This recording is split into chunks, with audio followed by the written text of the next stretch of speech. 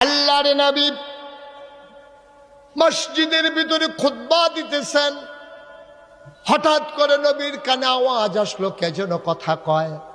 নবীজি ডাক দিয়া বললেন, চুপ, বসো। এই কথা বলার পরে বসে পড়ছে। নবী খুতবা দিয়ে দিয়েছেন। নামাজ শেষ, মাসনুন ওজিফা শেষ। সবাই মিলে একজন একজন করে বের হয়ে যায়। মুয়াজ্জিনও নাই, ইমামও নাই, নবীও নাই, সাহাবাও নাই। সবাই বাইরে গিয়া দেখে একজন সাহাবা রাস্তার ভিতরে বাজারের ব্যাগ নিয়ে বসে আছে। সুবহানাল্লাহ। আল্লাহর নবীর এক সাহাবা বাজারের ভিতর ব্যাগ নিয়ে রাস্তায় বসে আছেন। সাহাবারা জিজ্ঞেস করে, ভাই তুমি বাজারের ব্যাগ নিয়ে এখানে মসজিদের সামনে রাস্তায় বসে আছো কেন? কয়, ভাই